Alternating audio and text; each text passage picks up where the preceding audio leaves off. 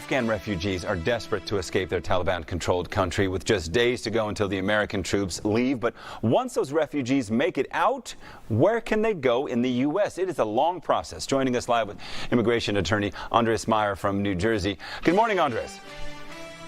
Richard, thank you for having us. So this is a complex issue, and there are a lot of steps here. Let's talk about a little bit of a backdrop here. Up until now, since the U.S. has occupied Afghanistan, there have been about 20,000 refugees that made it through.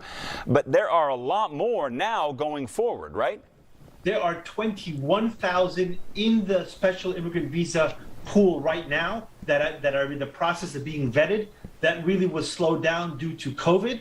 There's 82,300 people who were evacuated just in the past couple of weeks, 21,000 on Tuesday alone. There is no way that the U.S. government is going to evacuate everybody who's at risk by August 31st.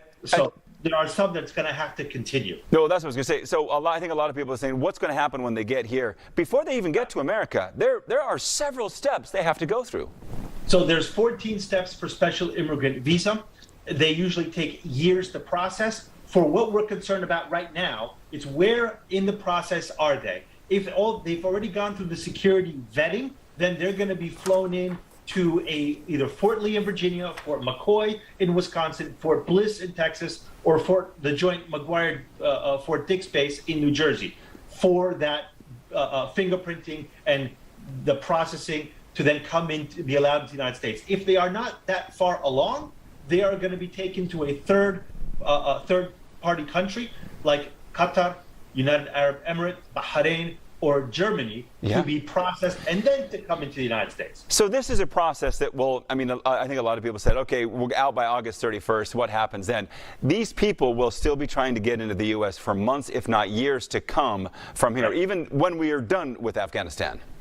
That's correct. So, look, we're talking about a variety of people. Special immigrant visa are for the ones that directly worked with the U.S. There's also priority 2 visas for those who worked with American organizations and projects supported by the U.S. government. But then there are others who are afraid because they're religious minorities or they're activists and they're asking for humanitarian parole. So there's a variety of avenues for them to enter the U.S. when they come here. Again, once they get vetted, once they go through the military process either outside the U.S. or into the U.S., California, Utah, Texas, Virginia, and Washington are the states that have received the most special immigrants from Afghanistan since October 2020.